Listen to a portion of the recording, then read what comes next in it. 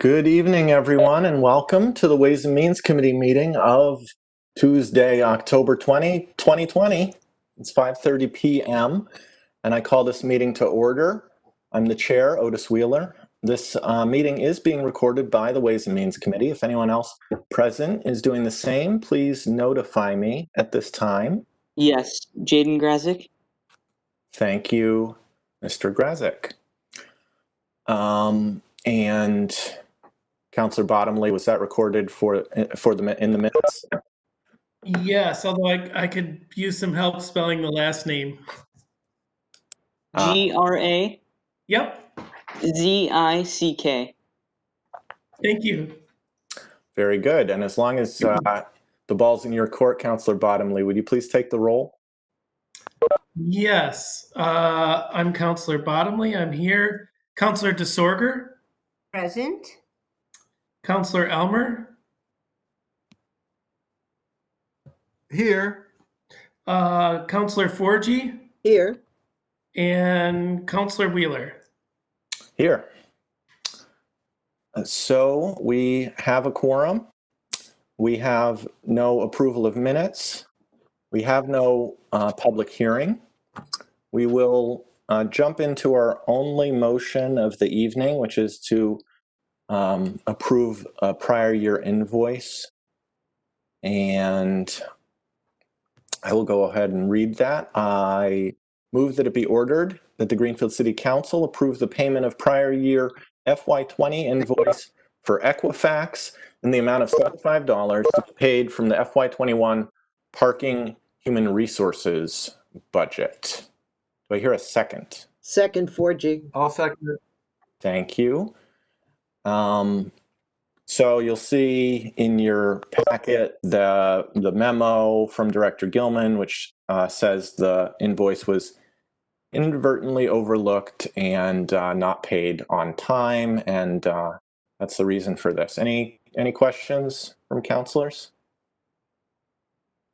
We've had a couple of these from Equifax. I think it was that seemed to keep slipping through, but it's for a small amount, and I'm sure we'll get the hang of it eventually.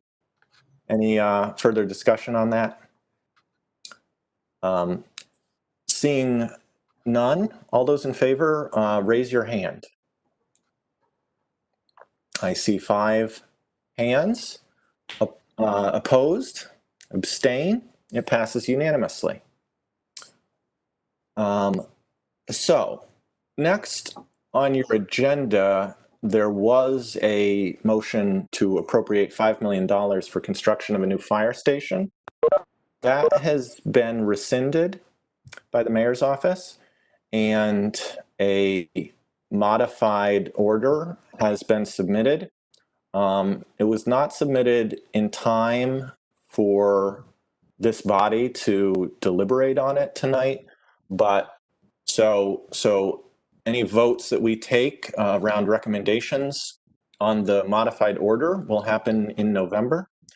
But we have a lot of people here at the meeting, and we did have it posted that we would be discussing the fire station, and this is just a modification of that. So I think it's in order for us to go ahead with asking our questions and getting prepared so that we can make an informed vote in November.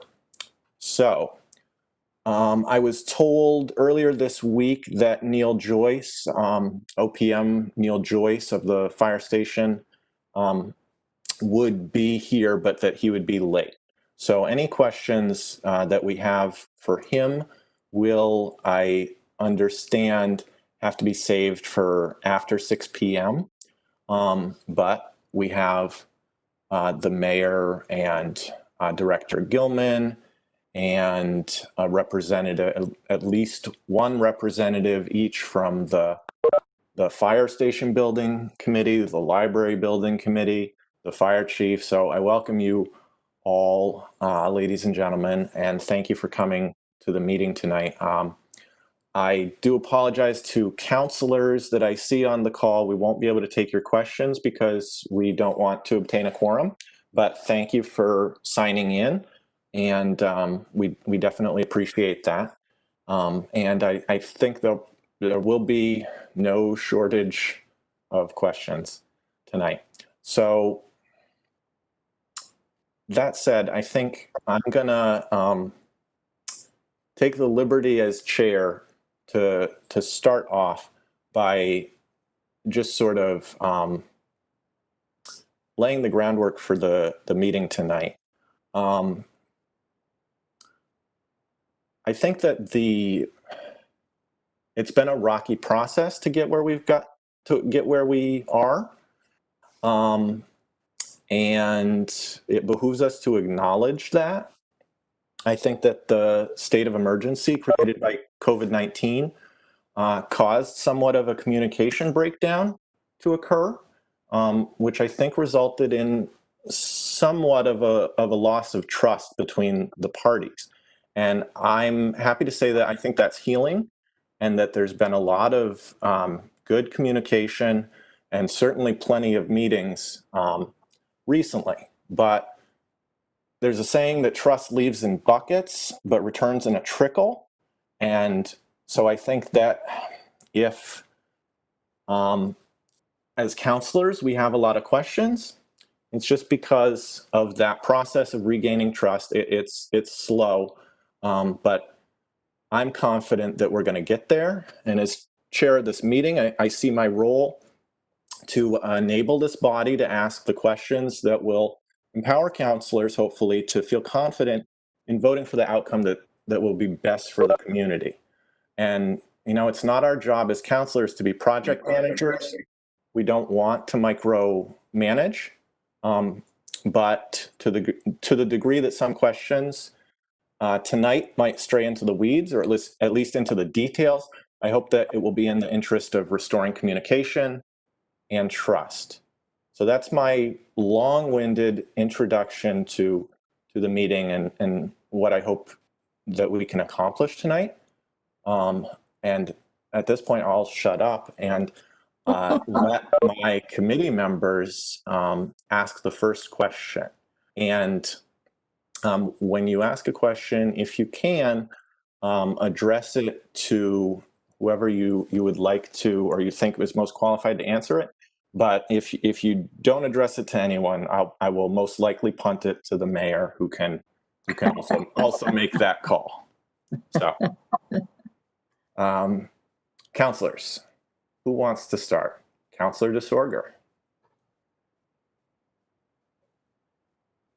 Thank you, Vice President Wheeler. That was a very good introduction. So I have some questions. I actually put in some questions, half of which I'm going to withdraw to the to Director Gilman. But my questions are actually to Director Gilman. I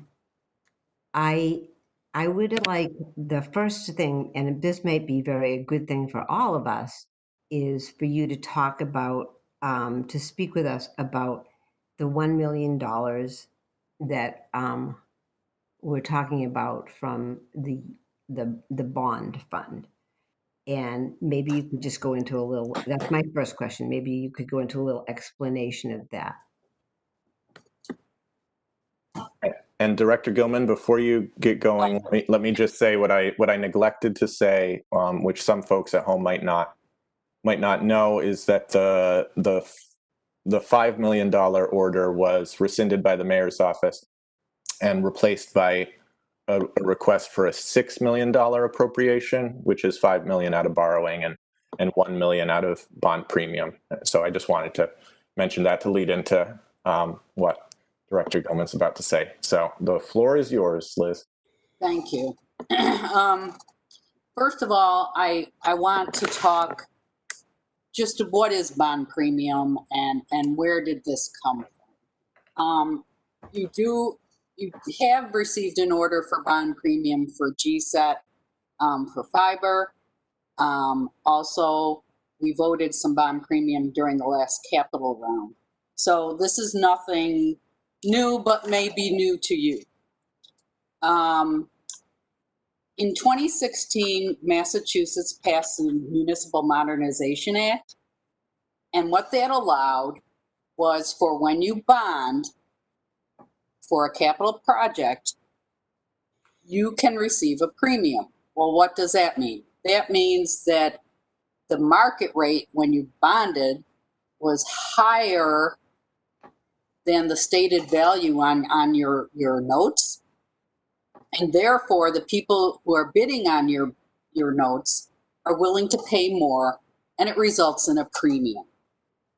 That premium now is allowed to A, reduce what you're bonding, or B, be put in a special fund, bond premium fund, 1627 in Munis, to be used for capital projects. And they do need to have a life of 20 years. You know, it can't be used for like a study or a shorter term equipment, like say maybe technology or certain vehicles that don't have that type of life. And so as a result of the August 2019 bonding, which the larger projects that were bonded were the parking garage and the senior center.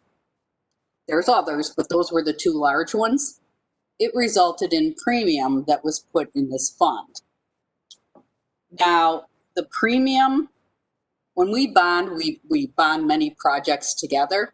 So I just want you to realize that some of the premium that is done by the enterprise funds, water, sewer, and GCET, have to stay with them. So in other words, it has to be kind of segregated out so that some is general fund and some is enterprise fund. So we do have this available for capital projects. At the time, we were planning on this for capital that is coming up, but in the meantime, we will be submitting for free cash, so we hopefully can replenish our capital stabilization in the meantime to accommodate some of these things, but it addressed the need at the moment, which is the fire station and the library. So we have in the bond premium account from that, we already have this, it's from the August 2019 bonding.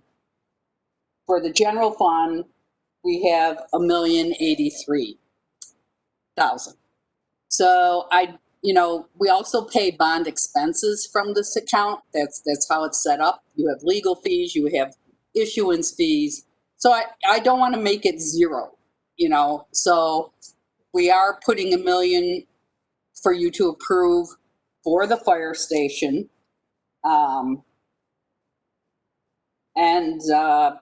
Hopefully that closes the gap enough for you to be comfortable. Does anyone Follow up, if I may? Sure. So was that supposed to be used for anything else that we had approved? No. Oh, no, it has not been appropriated. It would still go through an appropriation process. Is there, may I continue, Councilor Wheeler? Yes, you may. Is there any other bond fund?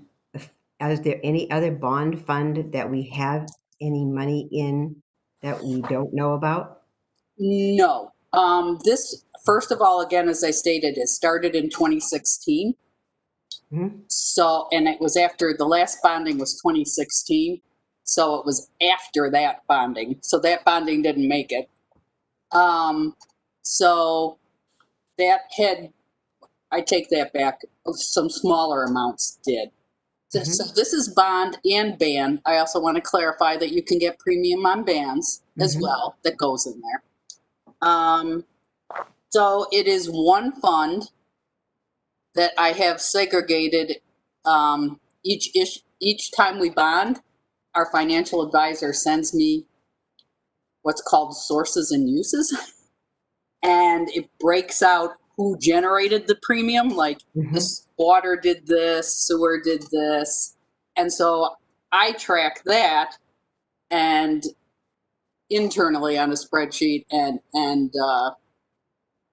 know what we have to appropriate from for general fund or for water or for sewer or for GCET. And like I said, there is a order, I think it's second reading for GCET for bond premium, maybe it's first reading. I'm losing track of time. That is coming from bond premium that was generated by GCET's bands. And if you'll allow me to interrupt, the initial $10 million order for the fire station included within it language that would allow the bond premium attached to that, or maybe bond premium in general, to lower the cost of that order. Is that correct? It is what is generated at the time you bond the 10 million. It is not the existing HAB. Right. So who knows what that will be? You know, right now it's good, but it hasn't always been that great on the bond premium. So that was an effort to keep, because I know everyone was concerned on the payments, to keep the payments down. Bonding for less will keep the payments down. Any follow-up questions on that, Councilor DeSorger? Not on that. I just want to see do other councilors have any questions about bonding, because it's involved and it's relevant. If not, I Yeah. use a little clarification. Why is it that the people who buy our bonds pay a premium? Why don't they pay the market rate? Well, because our rate is lower, so they know what the market rate is, so they're willing to bid above our rate. So they're bidding in between the market and what our stated rate is. yeah, my understanding of that is that the municipal bond markets are really efficient, and but again, I'm not an expert in the area. Okay. Any other questions? Next question, Councilor Forchi.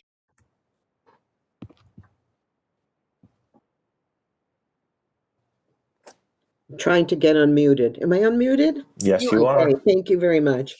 So first we started with a $5 million dollar figure, and now it's a $6 million figure. And I appreciate going the extra mile to look for additional funding sources, definitely. And the figure 7 million's been out there. So I'm really anxious to know, like I think a lot of other councilors, what is the real number?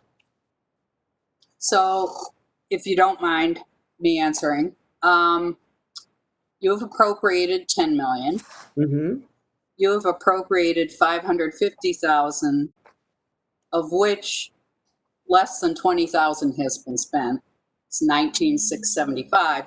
So that still leaves you 530,000 in the 550. So we're at 10,530,000, and we're asking for 6 million. So that brings us to 16,537,324. And if I look at the, I'm taking right from the presentation that Neil Joyce gave. His cost is for Coombs Ave is 17,312,500. So that difference right now is at 782,000. There are some couple of companies that are being around that I believe some conversations occurring on. And also, worst case scenario, we will be submitting for free cash by the end of October. We may have, if we still are short, we may have to put in an order for free cash for the temporary housing to just make up whatever we're short at that point in time. Clarification, if I may? Yes, Yes. Okay, so when you're talking about the shortage, you're talking about the money going toward the temporary build out for the station? I am talking the full amount that Neil Joyce presented, which includes temporary housing Okay, okay. of $17,312,500 for Coombs Ave. Wells was a little less. But the 550,000 of which we've spent 20 on just 19,675. Right. 10 million, and now a request for 6 million. Right. A grand, I mean, $1 million will come from a different source. Right. Okay.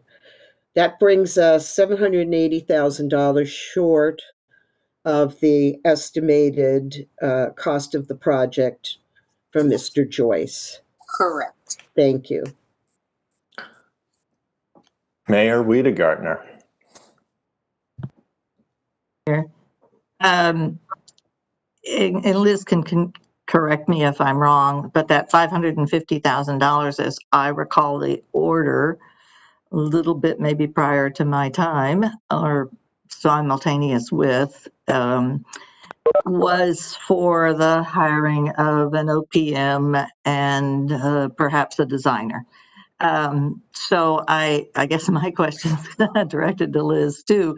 It's interesting to me that we've only spent 19,000, but we know that a certain amount of money in the neighborhood of 300 and maybe 60,000 is technically encumbered for that reason. And it's just that, we don't pay until people submit bills. So is that correct? I don't want people to get the idea that $500,000 is out there for us to, I don't know what, buy, furniture for the new fire station or something. It is not. What it is the OPM's cost is in Neil's presentation. It's in the 17. Correct. 312,500. So that cost is in there. So it is available for those costs. So the document, I'm sorry. Yes, go Okay. ahead, Councilor Forgy. The document that you're referring to from Mr. Joyce with the 17 million plus figure. Yep. Is which document? We've got so many of them right now. It was the last one he sent out. It was I believe an 18-page PowerPoint. It was the financial breakout was on the very last page. Okay. Of the presentation.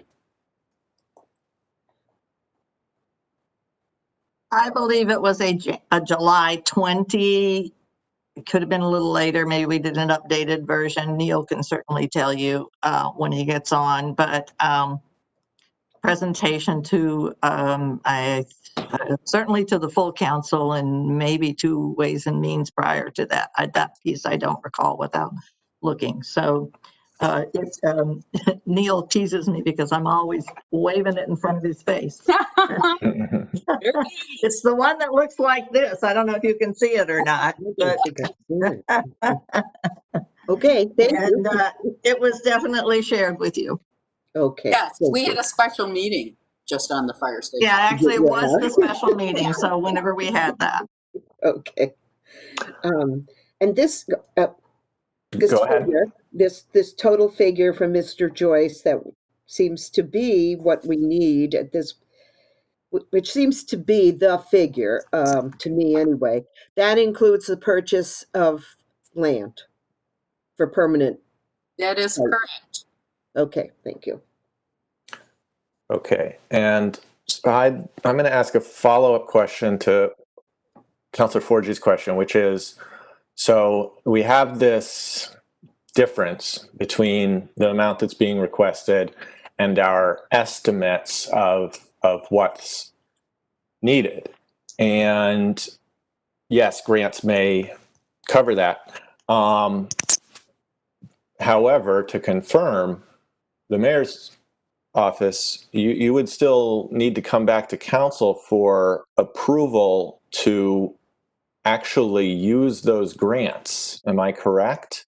Because it's not written in, because it would be above the order for authorization that's before us now. Does that make sense? We do not bring all grants to city council. Okay.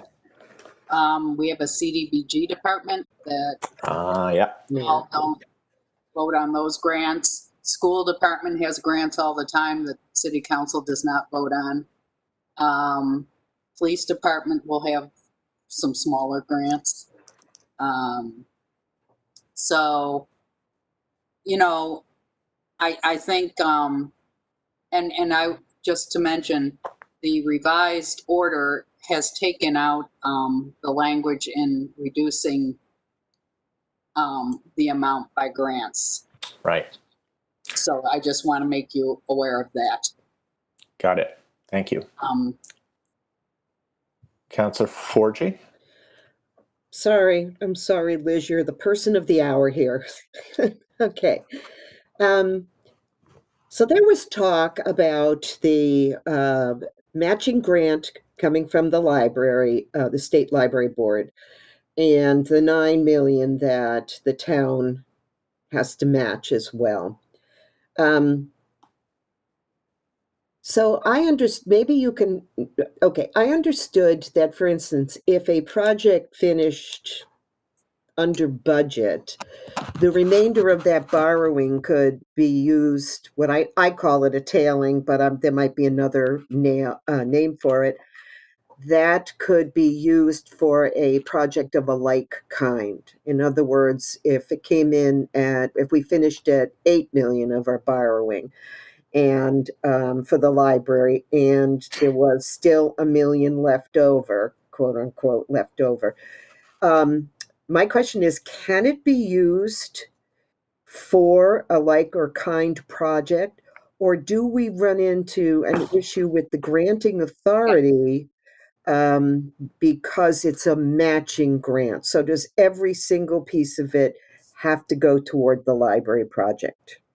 I think you would have issues because of the grant.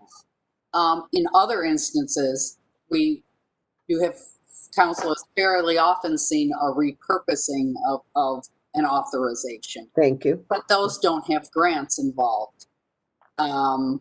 So I think you would, and I'm not saying the grantor would be opposed, but I think you would have to get permission. You know, it's almost better to just rescind it and reauthorize in the same, you know, order, submit 2 orders, rescind this and authorize another. And it's cleaner that way, quite honestly. Okay. Is there anybody from the library board listening?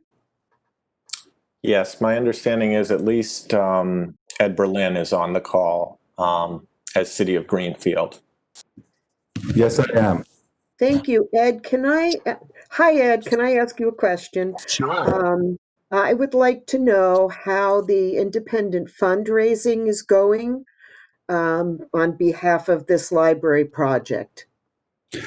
It's going very well. I was told today that they've reached, in terms of pledges, the figure of $1.6 million.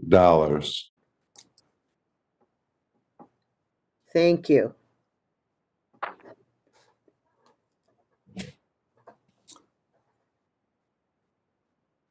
Let me just say, my sense is that I'm not a member of the foundation, but those who I've spoken with are very, very optimistic that they will reach their $2 million goal.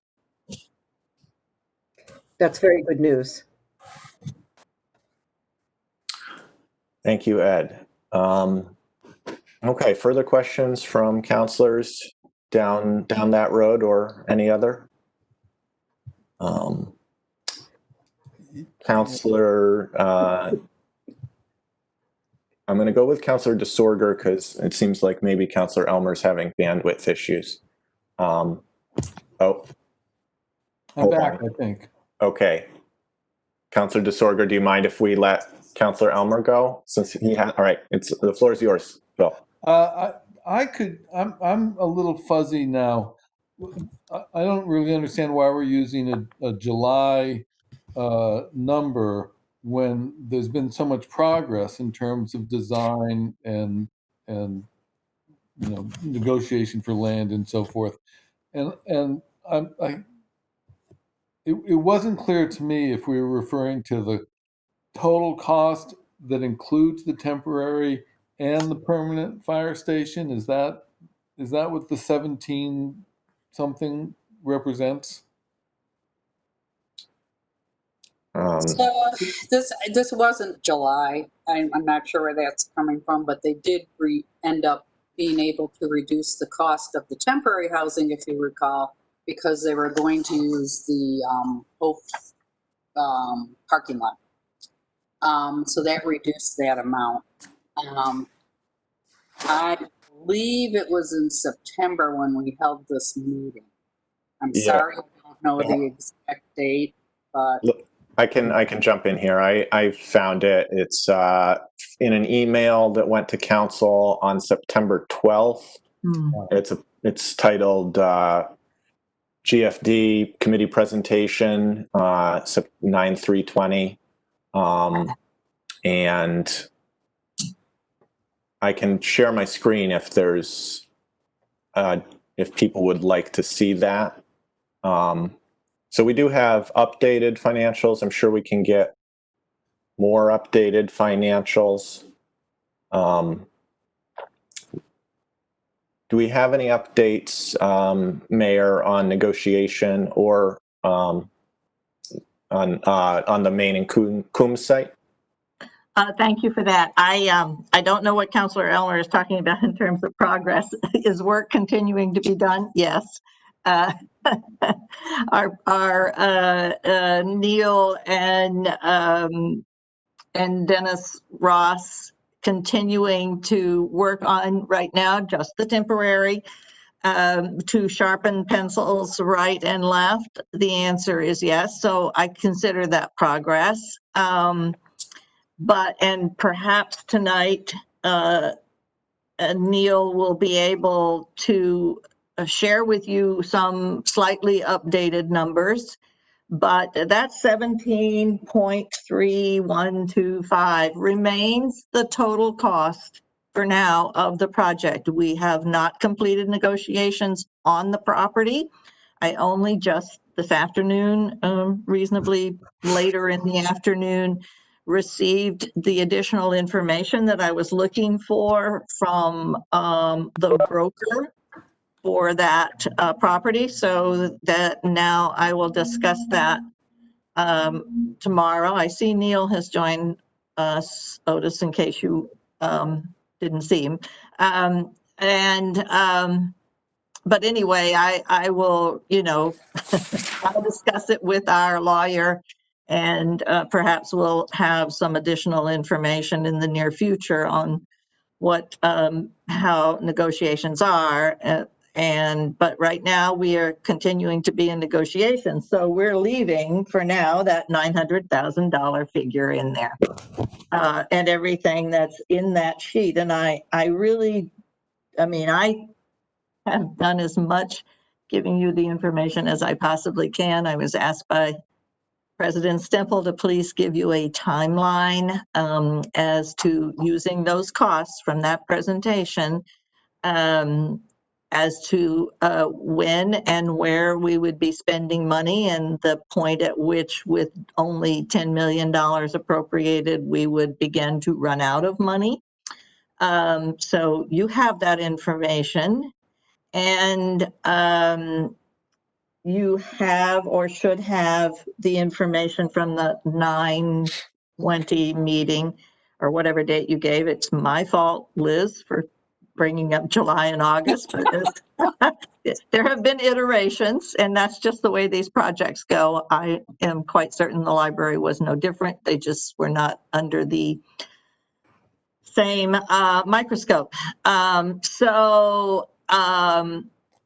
I That's clarify? really all I have to say about that in answer to Counselor Elmer's question. It was a good question, and I hope he's satisfied with the answer at this point. Those are still the most updated numbers from September. We can, at some point in the very near future, give you more firm updated numbers, but only when all of those processes get done. Counselor Elmer, follow up? Yeah, the progress I was referring to was the progress that the temporary committee and the permanent committee have made in terms of drawings, in terms of architecture.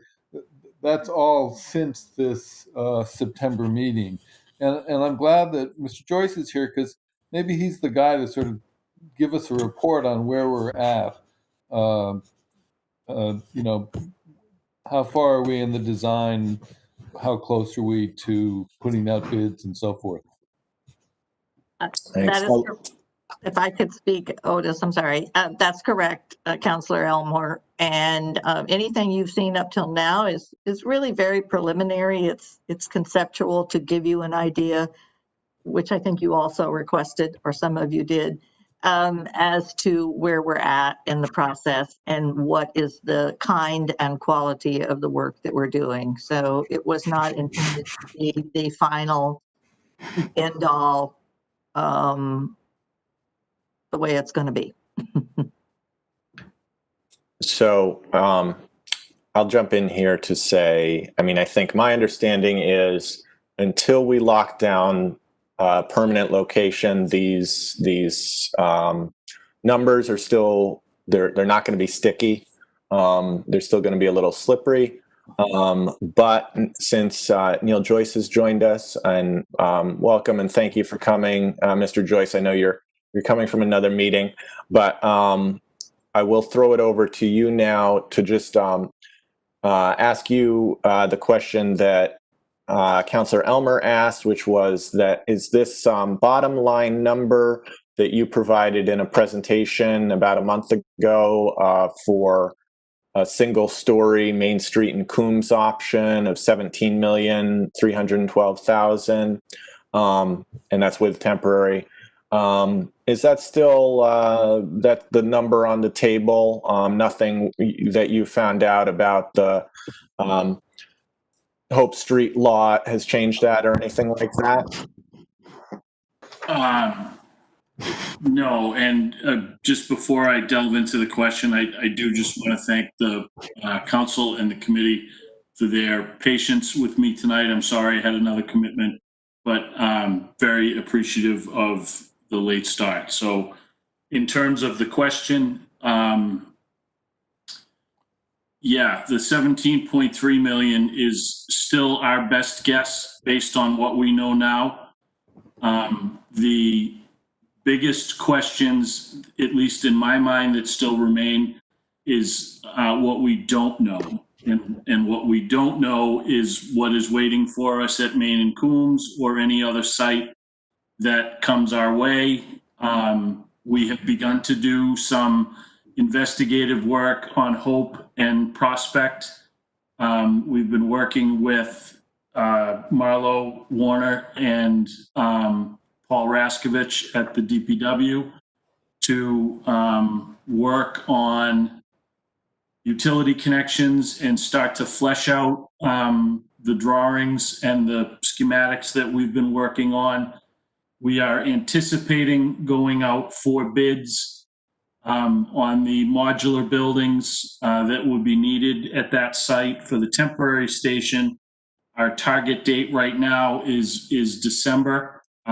We haven't really refined that all that much, but we are in the process of engaging subconsultants and getting the design work done in earnest to meet that deadline. In terms of the permanent site, where, as the mayor noted, we're still in negotiations until a permanent site is selected. Obviously, we can't really start on that endeavor. We're anticipating somewhere in the range of 6 to 8 months for design time. And bids would be issued for the permanent station at some point next summer. Thank you. Do councilors have any questions for Mr. Joyce? Councilor Forgy? Thank you. Mr. Joyce, I was listening in on the meeting the other day. Maybe it was even yesterday. I don't know. The days just go by. About the cost estimates, preliminary cost estimates of the temporary. And if I am recollecting correctly, it's a ballpark of 2 million. Is that correct? We did a conceptual estimate based on hired contractors performing all of the work. So we sort of took a worst case scenario for us, for the city, and we developed an estimate that reflected about $1.9 million in cost for the temporary station. That's correct. Okay. And a follow-up, if I may? Yes. Yeah, okay. I think at one of the last meetings that I think it was with the fire station building committee, you said something that was extremely important, and it came at the end of the meeting, and I think it needs to be reiterated, and that is that you need a site first, and we don't know what's going to happen with the site. Now, my understanding of the great pictures of the fire station in the newspaper that was published is just that, they're pictures. My understanding is that an architect has to have a site before they design the fire station, and input, of course, from the client. Is that correct? And could you really stress more in meetings, we need that site. We need to know what's waiting for us at that site. I think that's correct. I think I've said that many times before and will continue to. Nobody understands more than I am that we're under a tremendous time crunch in order to support the library and move this project forward. We've taken the temporary fire station and are tracking it sort of independently of the permanent. It is not related to the purchase of the permanent site. However, the term or the lease of the structures that are going to serve as the temporary station are time dependent. And the longer it takes us to get to a permanent site and a design based on that site, you're running into a potential overage on the lease term that we're seeking for the structures. Mm-hmm. So it's all related, it's all tied in. As much as I'm trying to separate it, it's a very tight knot right now, and we're just trying to work the best we can. Thank you. Okay. Next question. Anything from counselors that I haven't heard from yet? Or anything in general?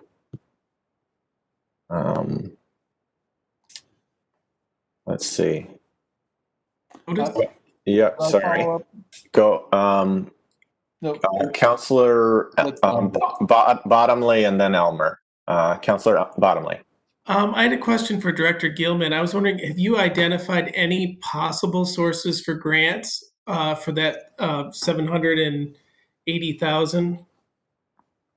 I believe the mayor is a better person to respond to that. Sorry. I know she has a couple ideas in the works. She punted, they say.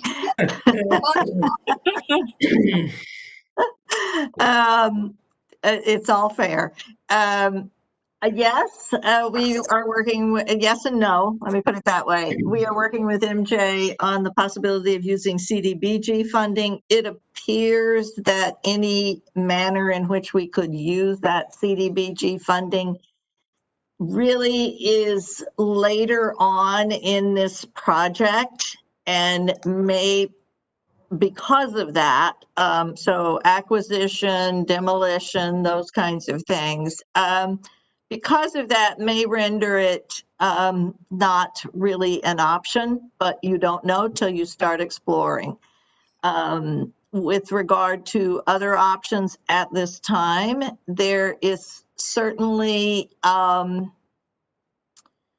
the ability, and that remains the case, and I'm just waiting to try to figure out as this project moves along and its funding gets more secure, what is the appropriate time to consider a USDA guaranteed loan, which is certainly available to us. We definitely qualify, and we have used it in the past, and they are often anxious to help us in whatever way they can, the USDA I'm talking about.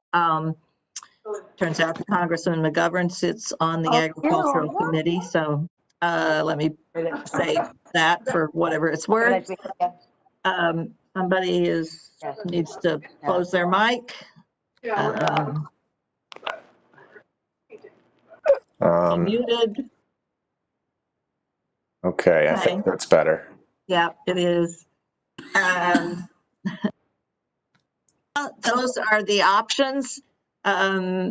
There is the potential in the very near future of some release of grants from the state, but I really don't have enough information to be counting on those. Under the scenario that we're discussing tonight, we're looking in the neighborhood of whatever I said, or whatever was said, the shortfall, I guess, if you want to call it that, in the vicinity of 700,000. I think we have the opportunity to make that up. And if we don't, with your help, with regard to the financial order that we just put before you, we will be where we need to be in order to, create a fire station.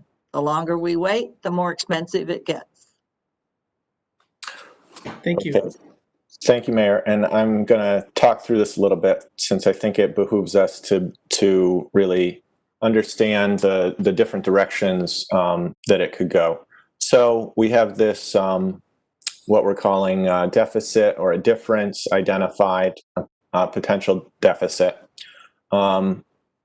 It appears to be in the $750,000 range, which is the number identified in Neil Joyce's presentation for escalation costs. So certainly some very optimistic person could hope that, I suppose, that amount of money won't be necessary.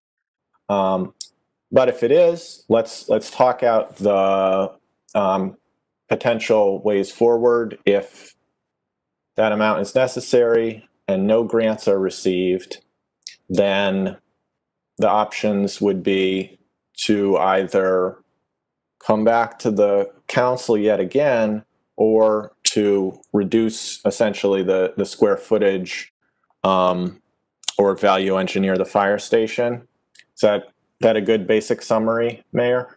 Yes, I think that's correct. And oh, by the way, I neglected to say, if I could slide this in, John, in answering Councilor Bonneville's question, we have talked to the USDA. They are aware of what we will be doing should we need to. So it's not a cold operation. It is an operation that we've already started. Okay. Any follow-up questions to that? If not, I think Councilor Elmer had a question. Councilor Elmer, are you there? Okay. Oh, there you are. This is a really dumb question, but the pressure is coming because we have to break ground by a certain time. Why can't we break ground right now? why can't we start digging the hill out that we have to hill out to, you know, on the library space? What's stopping us? Okay, so who wants to let Phil bring his trowel down tomorrow? I'm gonna say that question is above everybody on this call's pay grade. We need Dan and or Phil O'Brien or other people. I mean I say that somewhat facetiously. Ed may be able to answer that question.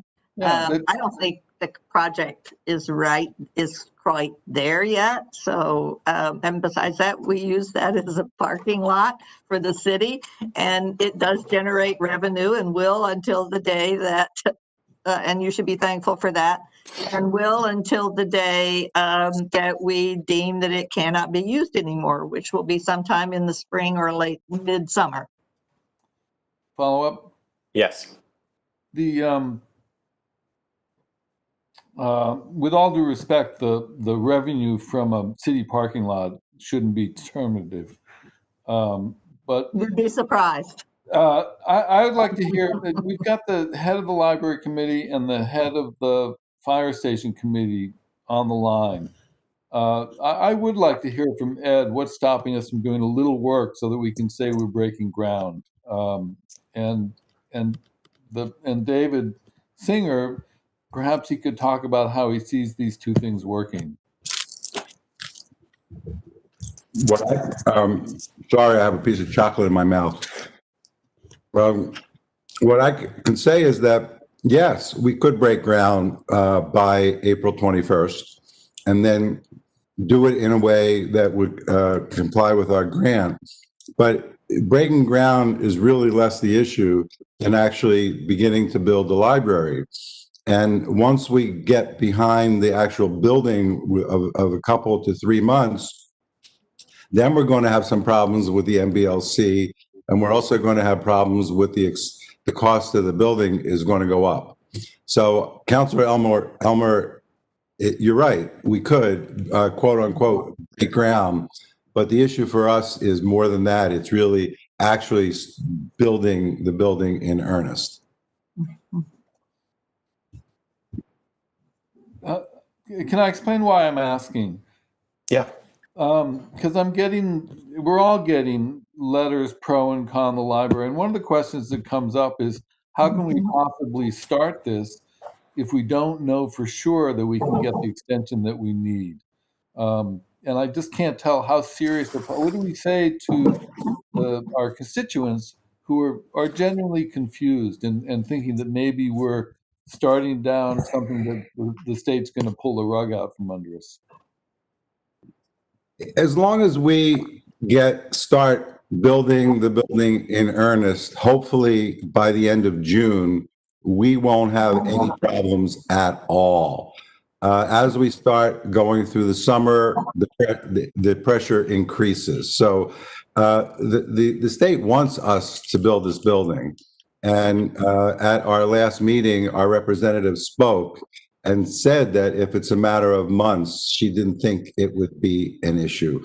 But longer than that, that's when the uncertainty arises. So then, David, if I could, when will the temporary be ready to accept the fire department?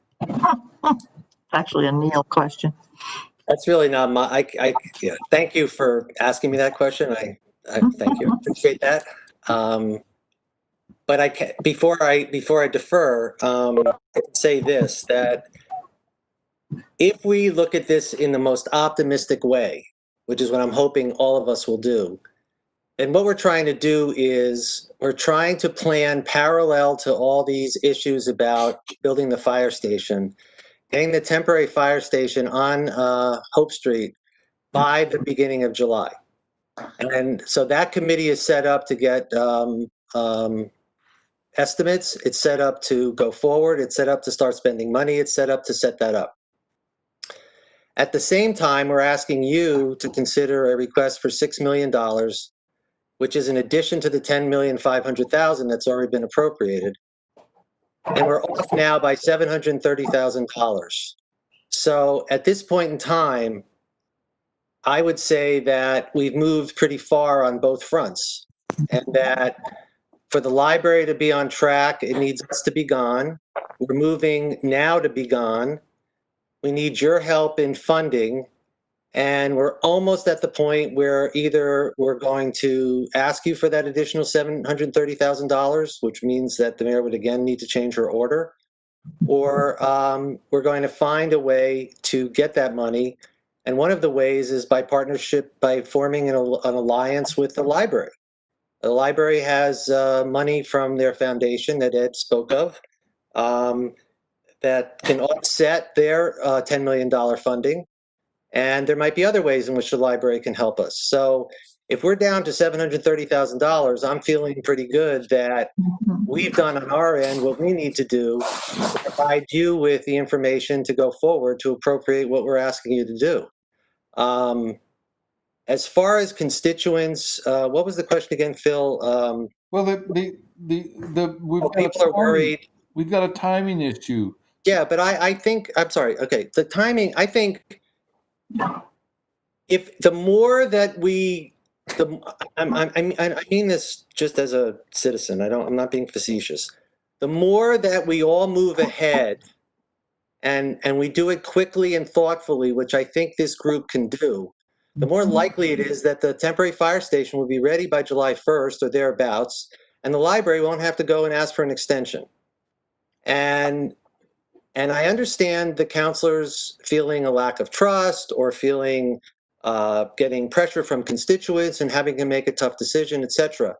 But from my perspective, we're at the end of a long process that included building a fire station, moving the fire department, and it's up to all of us to get to the finish line in a way that's appropriate for what each of the constituencies that we represent. So I'm saying to you that as long as the council keeps moving forward, and I appreciate very much how you are doing that, and the questions are important, and we have to answer them. But that doesn't mean we need to slow down. So at some point, we're going to get you a real number. Right now, it's 6. It might be more. It might be remaining at 6. There might be another variable that we need to ask.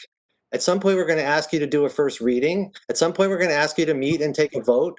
And we're going to ask you to decide among yourselves whether you're going to be able to appropriate this money so we can complete both projects. And that's, to me, that's the answer to the questions. Now, if people don't think we should go ahead, or I know that some counselors are concerned about the spending, it's the COVID, etc. I totally appreciate that. I was a counselor. I know what that means. But, you know, in the beginning of the day, we decided that we were going to do a library and a fire station. This is where we're at. We're at the end, and we have plans in place. They're evolving for us to get to the finish line. And so I'm saying to everybody, let's keep moving ahead. This is a good meeting. You got the information that you needed up to a point. We have a gap. We're working like hell to get that gap filled. Some of it's with partnering up with the library. Hopefully we can have some information for you within a short period of time. And then we're asking you all to do your thing and to get to at least a meeting where you have a discussion and a vote. And then, of course, we can see how that plays out. But things have to keep moving along. That if we don't keep moving along, that's the death knell to everything. So let's just keep moving along and keep answering questions. Build the team. We're building a team here, and let's keep moving ahead. So that's my pitch for the fire station. Thank you, David. That's a good pitch. I appreciate that. Councilor Forgy, you have a comment or a question? I think you're on mute. How's that? Yeah, that's your. Actually, it's been weighing heavy. I'm very glad that David spoke the way he did. We have received a lot of correspondence from a lot of people, and everything that everyone has said tonight about some confusion out there about what is going on. I mean, people are still saying, why don't you look at this place, or why don't you look at that place for a better site? One of my concerns, and nobody really asked the question, we're talking amongst ourselves again, okay? But the question is, what about our taxpayers? What about the people in Greenfield that have to foot the bill? I am very worried about them. I'm a numbers person. I understand what is going on in life in our community. There's a lot of hardship out there right now. But nobody has to this point really come forward and said, how do we reach out to people that are feeling this overwhelming, they feel like they've been run over by their government. That's how they feel. What do we need to do? Who is going to protect the taxpayers? Are all the taxpayers in favor of this? I do understand everybody said we had a referendum. The majority of voters voted it. It's true. I was one of those voters. I voted it. I'm in favor of a new library. But the way it was marketed to the town was absolutely wrong. And that's where our issue is right now. So people are now choosing sides. And I worry about, and these will be questions that I'll have for Liz at this point, I worry about the fact that people are not going to be able to take any more increase in what's going on. We'll hit our levy ceiling. That bothers me. And we know that Liz has told us that we do have the capacity to borrow the $5 million. But my question is, do we have the capacity to pay it back? These are all valid, very valid issues that people are having, not the intellectual of, yes, we need the library, yes, we need the fire station. These are the bread and butter issues that people are dealing with every day. And I'm really concerned about that. And it's bothering me. So I have no answers to it. Just the question to Liz, will we be able to pay it back?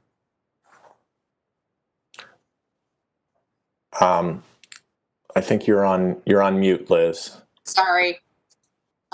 City Council has supported and approved our policy of staying to 8 to 10% of the operating budget. What that means is you are committing to debt service that is 8 to 10% of the operating budget.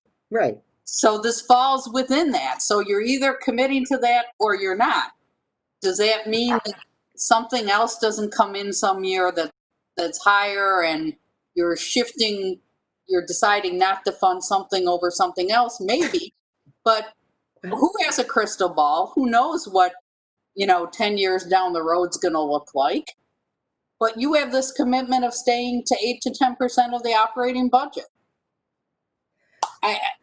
If the debt service stays within that, if you must be saying, I'm not comfortable with 8 to 10%. All right, so we have a number of people who'd like to jump in now. I do want to follow this line of thinking, though, so I'm going to throw it back to you, Councilor Forgy, for a follow-up. Thank you. No, I understand the 8 to 10% debt limit, and yeah, it's within our policy and everything else. What concerns me now more than anything else is that revenues are down across the board, federal, state, and local revenues. We also, if we were talking about a tax rate of $15 per thousand, I wouldn't hesitate at all, because I know that there is a lot of room in there to make things happen. But with a loss of revenue, people being out of work, issues that are coming on, I'm not saying these are not good ideas, and I'm not saying they're not worthy of funding. I am saying, what about the people that have to pay the bill at the end of the day? Is that something that everybody here is thinking about, or are we all talking to ourselves again and we're all on the same page? And again, Liz, you've mentioned before in the past that our obligations to our retirement fund keep increasing, that our obligations to our Health insurance keep increasing. There's a limit here. There's going to be a little bit of room, but that's it. There's going to be a little bit of room. And so my problem is the pressure that it puts in on the individual citizen in Greenfield. They elected me. I got to look out for them. Thank you, Councillor Forgy. Did anyone have a response to that piece before I go back to further questions? David Singer? I want to join Councillor Chris Forgy in asking the question in a little bit of a different way. As a taxpayer, I have similar concerns. So Liz, as I understand it, to make it simple, the deciding as a policy to borrow between 8 and 10% of our operating budget means that we kind of have hard drived into our tax bill and into our budget a certain amount of payment of debt per year. And that some things come off and some things go back on, but that it's kind of a steady state, that if we're borrowing an extra $5 million, in a couple of years when the library gets built, $9.4 million or $5 million will be paid back to the town. That'll greatly reduce the debt. But it's built into our hard drive that yes, there's an idea that we could save taxpayers money by borrowing less. And so people will get some sort of a pleasure from that over a short period of time.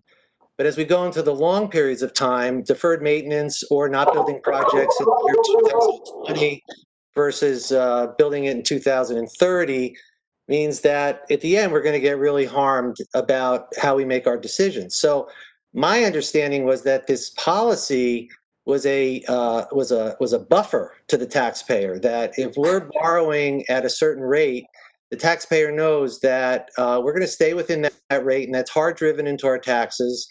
Interest rates are relatively low, but we're always going to be paying on a debt. So is it fair to say that that's the case? Because I think the taxpayer, I would guess, is thinking, well, borrowing $5 million, that's a lot of money. And so my tax rate has to go up, because if I borrowed $5 million, my taxes would go up pretty high. So, my answer would be, well, no, it doesn't quite work like that. The $5 million spread out over time, et cetera, et cetera. So can you explain it in that way? Because I'm sure there are people listening that, will report that out, and it would be nice if they understood it, and we all understood it. Well, at the September meeting, I did go over this in the terms of the city has to stay within the constraints of 2.5. It just so happens, as you stated, David, that a certain amount is going to be dedicated to debt service. The rest of the operating budget has to stay within the constraints of 2.5.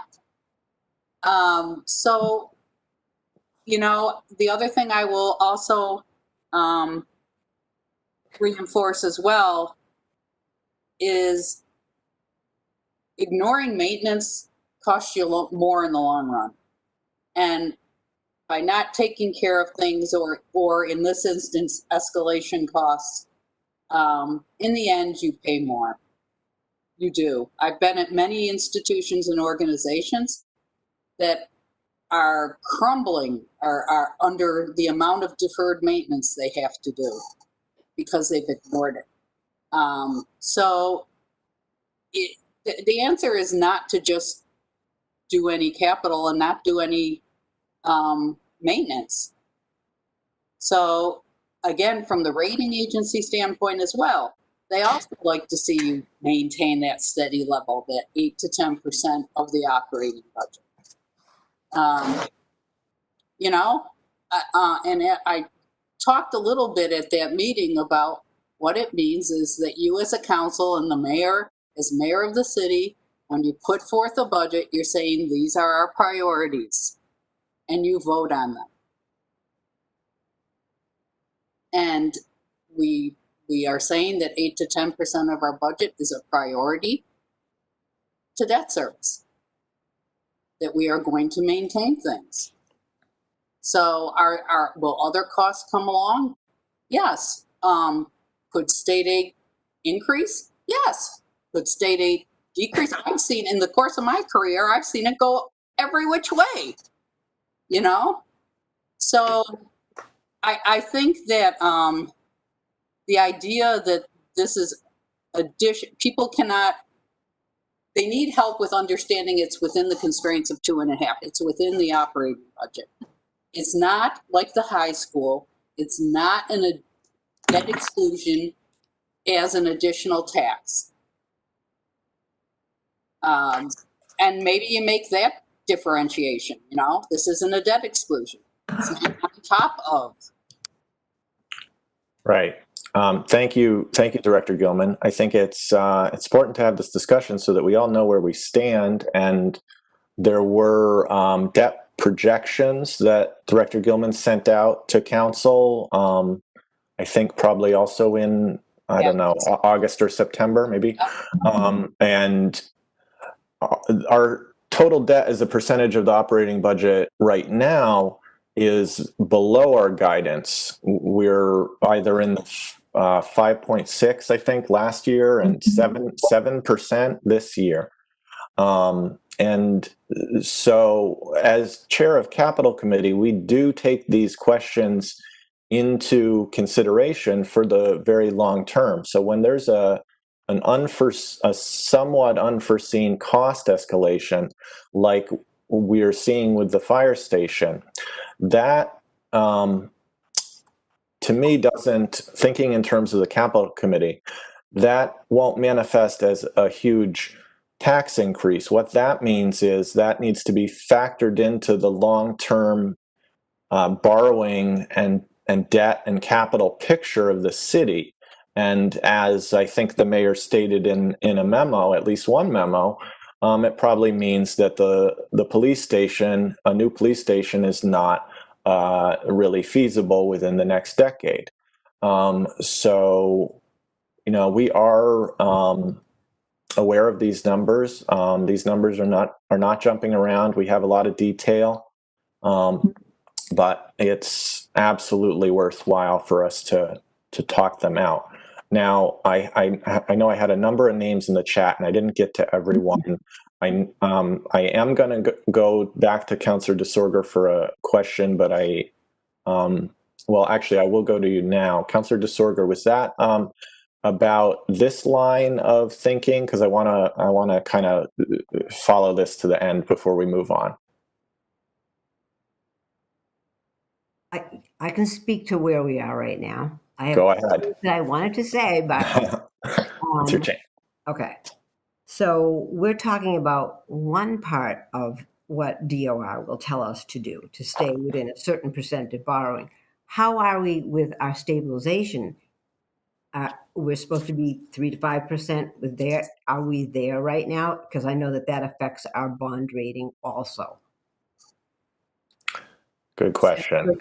That's for Director Gilman, please. Okay, so we are currently 2.9 because of what we not having free cash the prior year due to a number of reasons. Mm-hmm. But the policy is to replace that from free cash. So we have already voted $260,000 that we need to replace. And we just submitted an order for DPW for a match on Main Street. And when that's replaced, yes, we're at 3.37 in general stabilization. And we also will be replacing, through the discussion we had prior, more in capital stabilization. And that's what they look at. They look at all the stabilizations. They don't just hone in on general. They lump them together.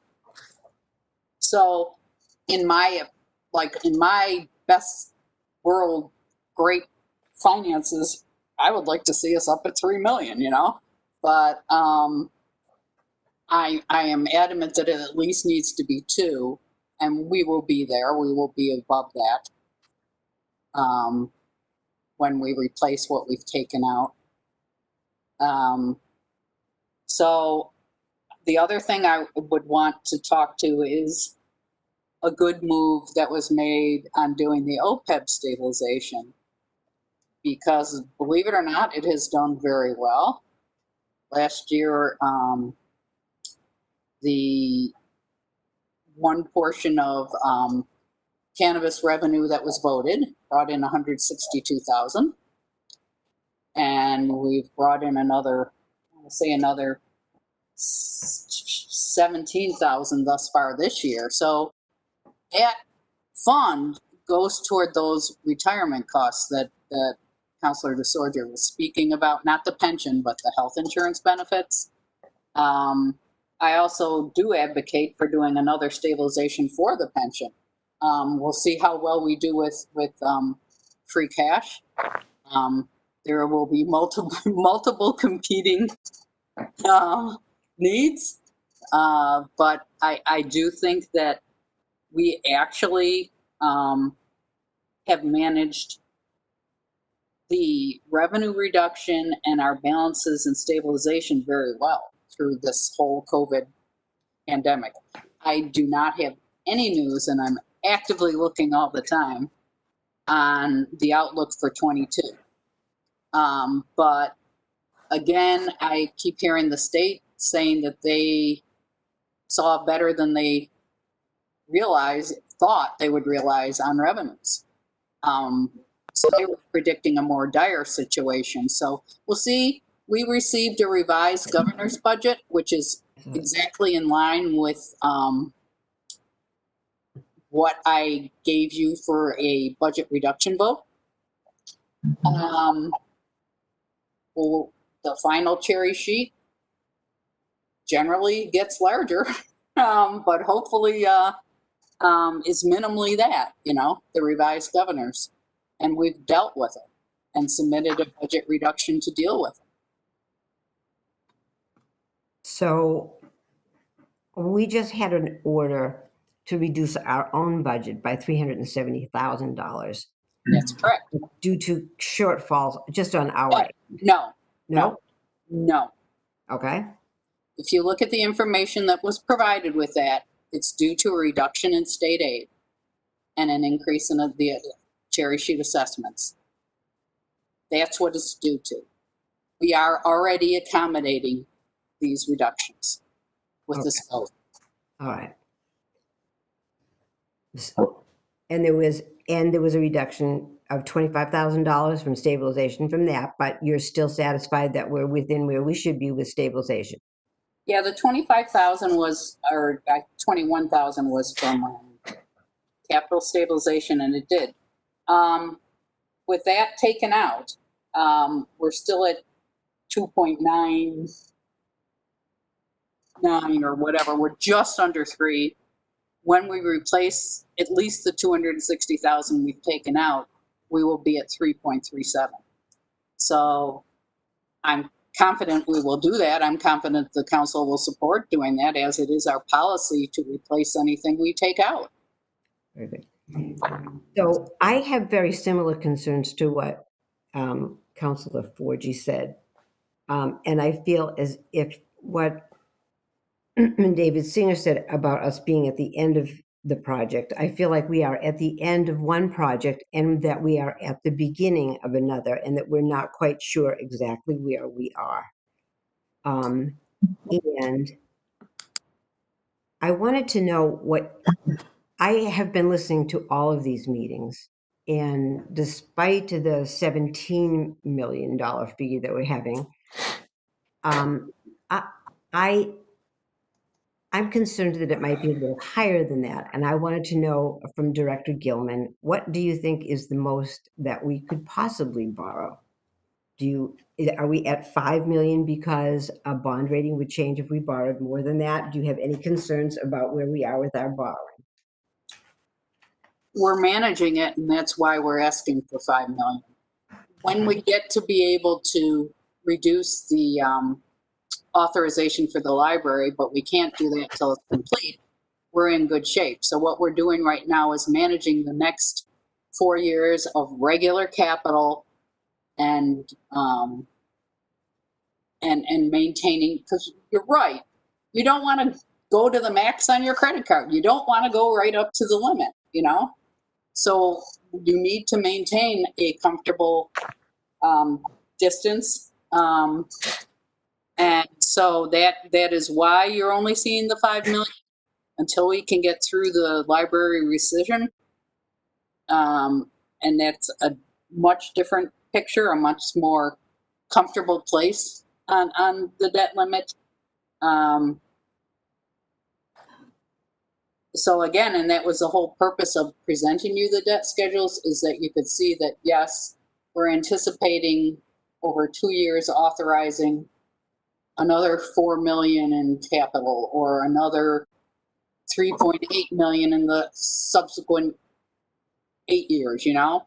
So that's all in there, as well as a conservative percentage increase to the operating budget.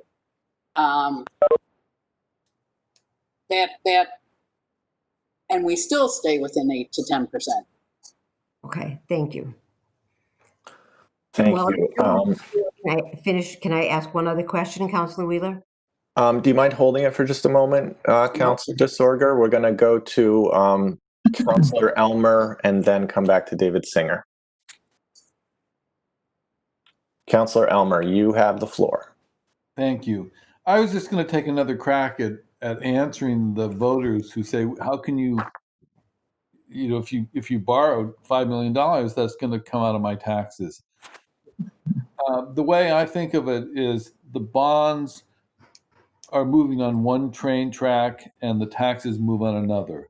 And if you play the bonds right and only borrow more money as the old bonds retire, you can keep it at a level pace, like Liz describes, and the taxes don't go up because of the bonds. The taxes go up because taxes go up. Everything costs more. That's a separate problem. And we're going to face that with or without the library and the fire station. Correct. The library and the fire station, think of it as maintenance. We had a fire station that was falling apart and didn't meet code, and we had a library that was not adequate and didn't meet code. And in terms of maintaining the town, you have to build new ones. And you know, that question has been, what do they say? We had a vote on it. The town decided they wanted to do this, and we are the councilors representing the town's will. And you know, I personally am for building the library and building the fire station, and just trying to figure out how to manage it in a way that we use the taxpayers' money as best as it can be used. And that's all I have to say. Thank you, Councilor Elmer. I agree. David Singer. Thank you. I want to start off by saying that Councilor DeSorger and I are good friends, and that a staple of our relationship is that we love to disagree with each other about things. So in the spirit of our relationship, let me say this.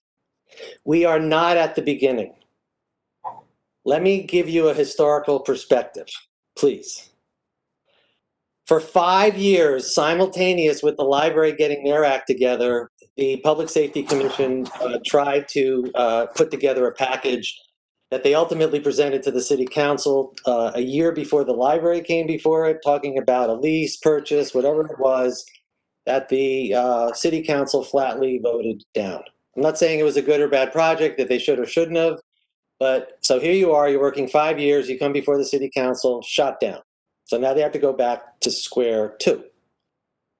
As a result of square two, the mayor found a piece of land that we were going to build the fire station on, and that was put out there about the same time that the library came before the council thereabouts, and the mayor got an earmark for $2.5 million to clean up the land. And the land was not only earmarked for the fire station, it was earmarked for a public safety complex, which would have included three appropriations. And then the virus occurred, and that earmark was lost.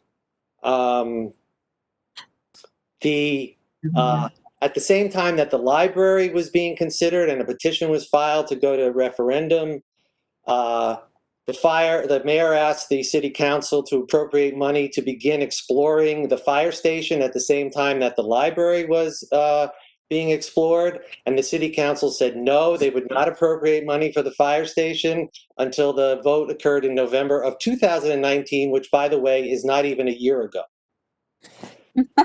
After the library was voted in, lo and behold, the city council, as it ended its term, voted for an appropriation to start exploring what was going to happen with the fire station. And as a result, the plan came about, which was the vacant piece of land and the earmark. So now here we are in March of 2020, knowing that we can't use this piece of land, having to look for pieces of property, knowing that we have to spend money to buy it, unearthing all these other issues that were not, I agree, not talked about as clearly as they could have been. But we are not at the beginning. The fire station has been put on the back burner for the last 2.5 years. And we're now coming to you after waiting for the library to go through all of its stuff to say, guess what? We have a problem and we want to be treated with the same openness that the library was treated with when everybody was talking about their concerns for about 9 months. So this is not the beginning.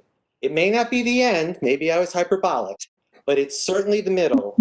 And this is something that should have been, that happens in city government. And yes, there are problems, and yes, taxpayers are concerned. I think we've answered their questions that their tax rate should remain stable with this appropriation because that's another side of the ledger. I think we've given you up to $750,000 what we're going to spend the money for and what we need, and we're just a little bit away from giving you the final amount. So I think we're doing pretty darn good. Thank you very much. Thank you, Mr. Singer. Councilor DeSorger, you have right of reply. Oh, thank you so much. You spoke beautifully, David, and I love all of those words that you said. I just keep thinking to myself, well, we're just not quite sure where we're going yet. So that made me think that we were at the beginning. But I do know how hard everybody's been working. I just thought, we don't even really know where we're going to be yet. So that's why I think of it as the beginning, despite how hard everyone's been working at it. Therein lies the problem with me with the voting part. So, but I do realize that this is something that actually people have been talking about for, sounds like 25 years. So I guess, truthfully, that is not beginning, middle, and end would be another story. I just don't know where we're going to be at. And I did listen yesterday and I thought, okay, we're going to build a temporary fire station and this would be for Mr. Joyce. I thought, we're actually, it was going to be such a big place that we're going to divide it into 2 separate buildings because if we put it all in one, we'd need a fire suppression system. So we're going to divide it into 2 separate buildings so that we don't have to put a fire suppression system into the temporary fire station. So that is a question for Mr. Joyce. Thank you.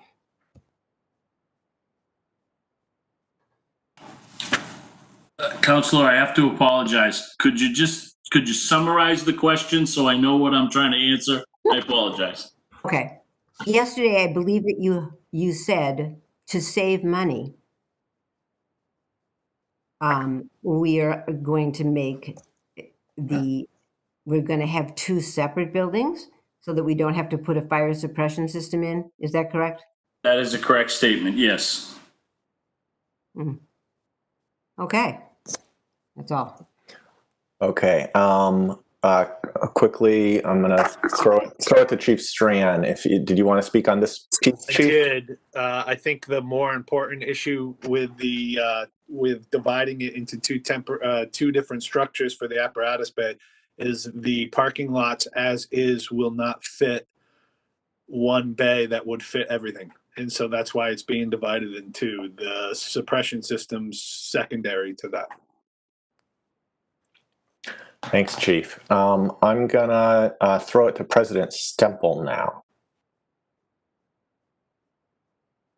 I just also wanted to make a quick plug for the timeline document that Mayor Weingartner had sent over to the council.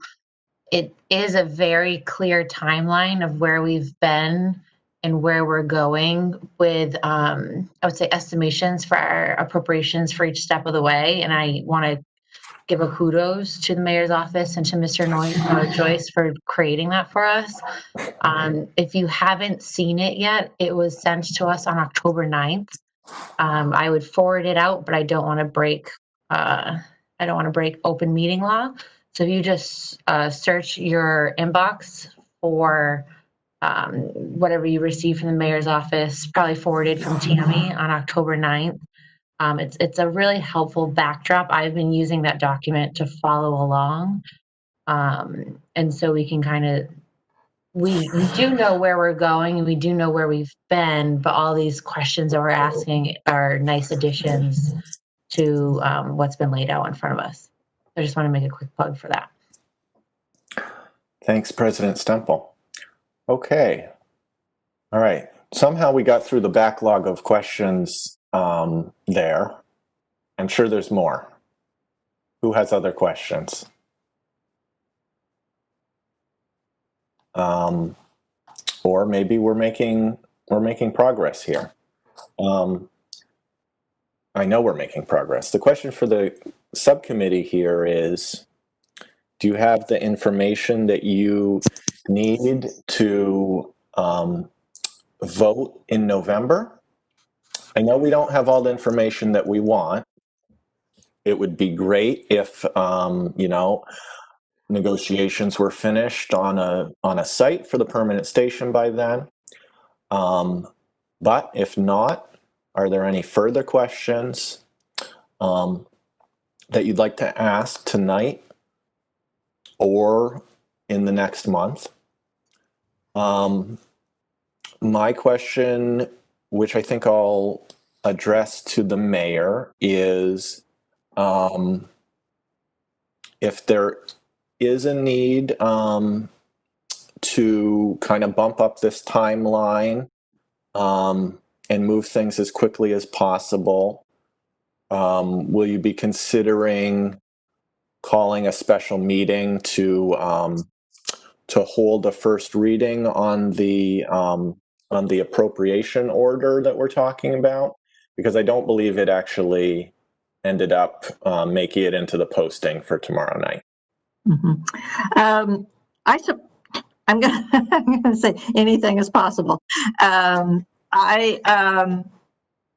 the moment, and maybe Neil, he can certainly chime in if he wishes, because he's the keeper of the schedule, except for when I flash other things in front of him. I don't anticipate that needing to be done. I think the time frame that we're on, November, is fine if it works with your rules and how you proceed. Let me interrupt. I'm sorry. So my understanding now is that because the order was changed and the first reading was not placed on tomorrow night's agenda, so that this would actually push the timeline into December for a vote. Right. So is that really your question for me? Because I was going to say, as far as I think this project is concerned, December is okay as well. And this is where I might let Neil chime in if he wanted to. It's just as we have said all along, he would like to go out to bid in early December. So you're mid-December for a temporary. We would anticipate wanting to know that we had the funding that we've requested in place before we did that. So I don't mean to be punting to Neil, but I guess I am, to fully answer your question. Right now, certainly if it could be done in November, that would be a good thing, but we would not, that I am aware of, overly concerned about a mid-December vote. And if you're ready to see if Neil wants to help with that answer, I'm happy to yield. Neil Joyce, do you have anything to add about that? I would just offer, I think it behooves everybody to move this as quickly as possible. I understand the sensitivity of the issue, and I'm certainly not downplaying the additional funds that we're seeking, but it's to everybody's best interest to move this as quickly as possible. And that's respectfully, I'll stop there. Thank you. David Singer. Thank you, Mr. Chair, for allowing me, a non-counselor, to ask a question. I mean this in conjunction with what the mayor is saying, that I think it would be, the ideal situation would be that you voted on this in November. I understand that because we're providing you with information periodically that seems to change, including the requisition, that may not be possible. Let me ask you, I don't remember the details of this rule, but let me ask you this. What is the rule about a first reading? How many days before the vote does that first reading have to take place? Does anyone on this call know the answer to that? Where's Kathy when you need her? I know there's posting regulations of 5 days, you know? Mhm. Yeah, we have the posting regulations. I'm not thinking about that. I'm thinking you could hold a special meeting. If we fill in this gap, the $750,000 gap over the next week, let's say, and we give you something more firm so that the counselors feel comfortable that that amount is there. And that amount doesn't come from a request for more money from you. It comes us telling you how we filled the gap. Can you have a first reading, maybe a lunchtime first reading or something like that? And then keep it on the, well, that's what we used to do. I mean, it's call what you want, but, you know, and that passes the test, and then and put it on November. If you're not ready in November, you can always table it, or it could always be changed at chairs in the beginning of November. But I really, from both the fire station and the library's point of view, it just helps to target dates, like us targeting July 1st for the temporary, us targeting November for your meeting. That just makes people work really hard to get stuff done. If we can't get stuff done, then we understand what the plan B is. But Madam President, you're on the line. Is that something that works for you? Taking it one day at a time. We'll see what comes our way. Okay, you're not removing from an option that you would vote on. You would have this in front of you in November. I'm not against that, but obviously we'll see what comes to play. If this. Thank you. Okay, that's all I ask. Thank you. President Stemple is reserving her right to come down in either way on lunchtime meetings. It's a controversial subject. Oh, I didn't know. I'm available 12:45 to 1:45 every day. The lunchtime meeting's completely fine with me. Brigham can attend That's as how well. we used to do it. I don't know. Maybe I'm old school. I don't know. And especially virtual, it's very possible. I also work through lunch. Well, I think we'll probably be discussing this at committee chairs. I think it makes sense for everyone to continue this discussion around the timeline and how expeditious we should be. But certainly, if there's developments, we want to hear about them. I'm sure we will, because that will factor into everything. Okay. Any questions from counselors? We're a little over 90 minutes in here. It's been a productive 90 minutes. We covered a lot of ground. We're never going to get all the way to the bottom, but I hope we've clarified some things. But are there further comments or questions? Mayor. I just want everyone to know that I have a wand. If anybody needs the use of that to get anything done, I don't mean to make light of the situation. Well, It is very serious.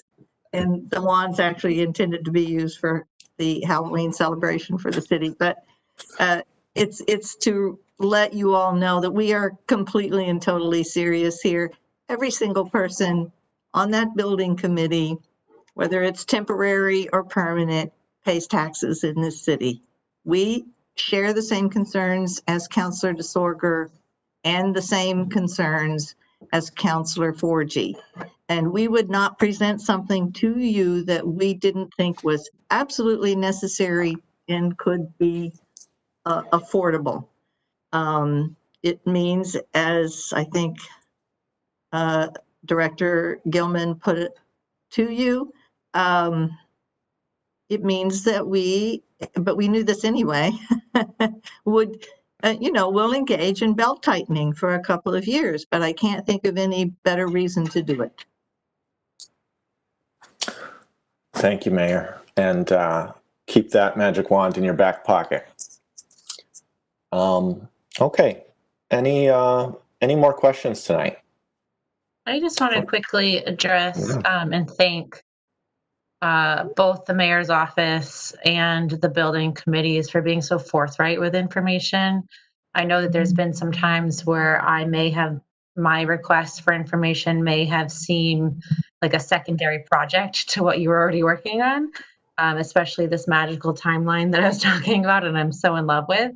But I really think it's important during this process to make sure that all counselors have the information they need, and that the constituents are seeing these answers as well.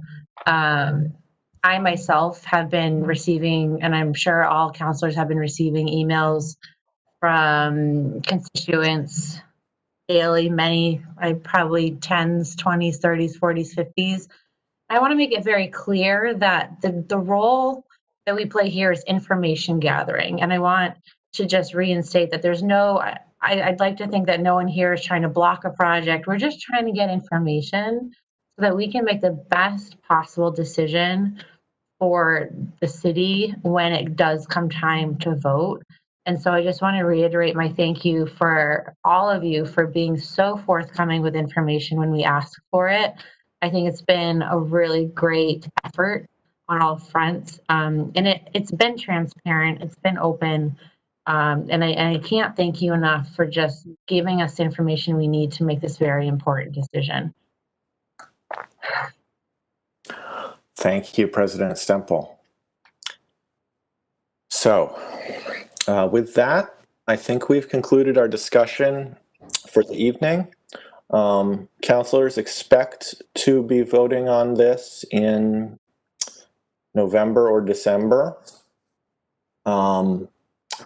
But I hope that we've addressed most of your questions tonight, and we do have just an enormous amount of backlog of information in our inboxes, and I'm sure that Liz or the mayor can dig any of that back out if you have trouble finding it, or let me know if you have trouble finding it. So we do actually have more business to discuss.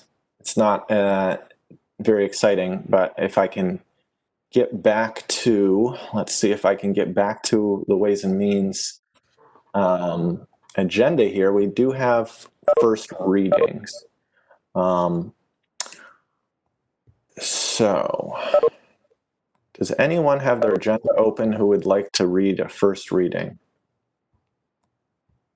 If not, I'm sure I will eventually find it. Okay, I've got it. City Council first reading, October 20th, 2020. The first one is rescinded, so I'm not going to read it. Reduce the FY21 general fund operating budget appropriation of $53,879,442 by the amount of $370,000 for a revised FY21 operating budget total of $53,509,442.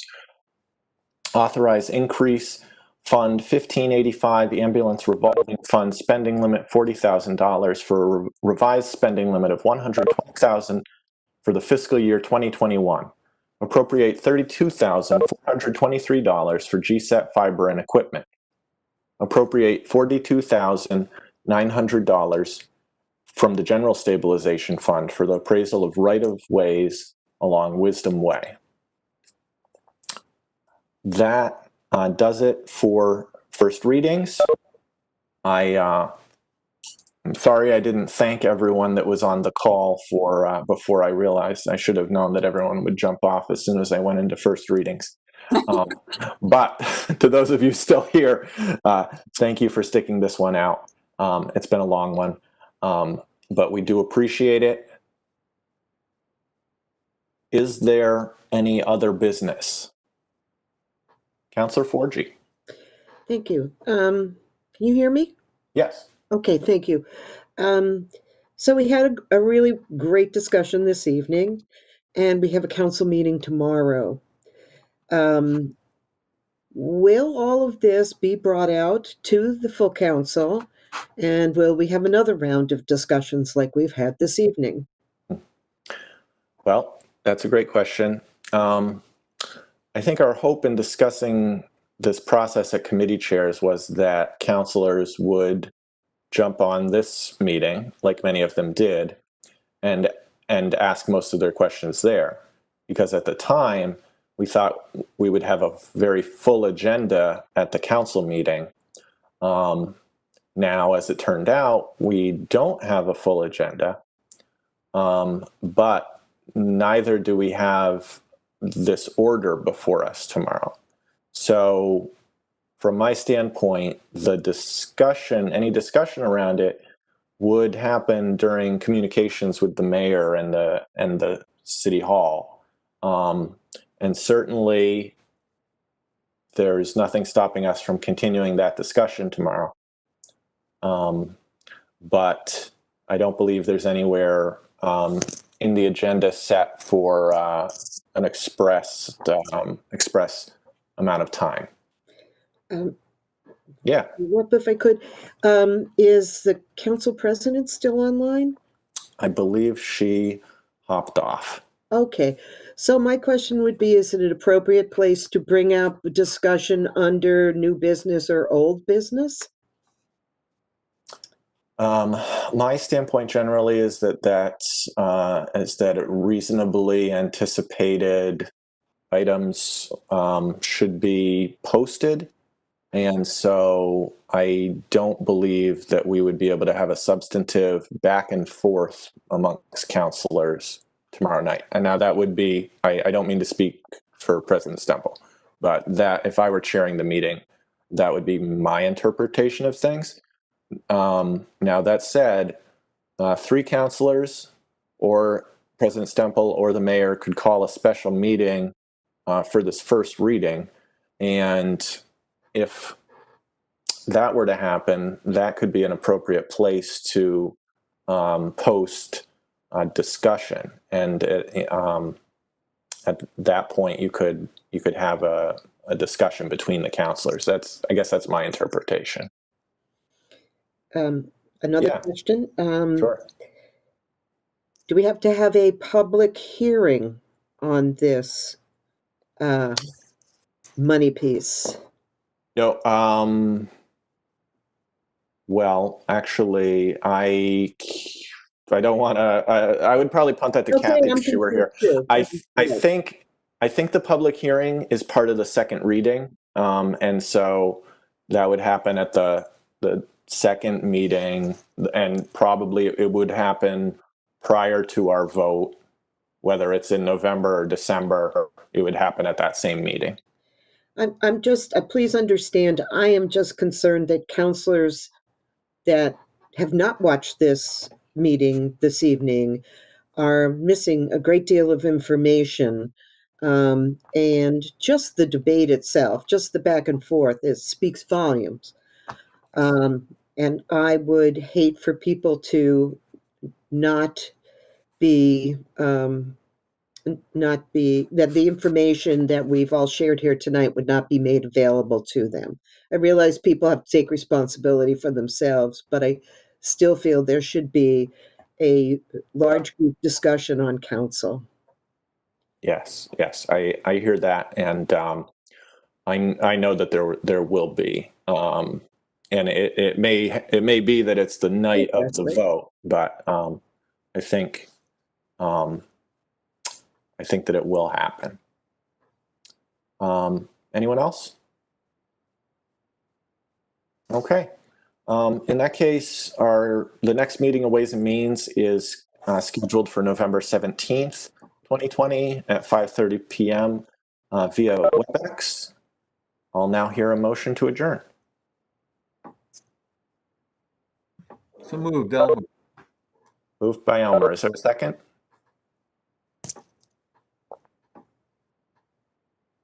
Is there a second? The dog seconded. Seconded by a dog.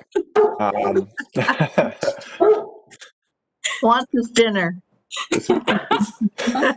This meeting is now adjourned at Is that you, John, or is that you, Chris? Dinner, yeah. All right. For the purposes of the minutes, I think Councillor Forgy seconded that. But Okay, thank you. that's not what I meant. Oh boy. Oh, it's dinner time. I should have eaten before this meeting. Me too. But Start barking. Start barking. I'm about to. Thank you, everyone. I appreciate everything, and we'll see you tomorrow.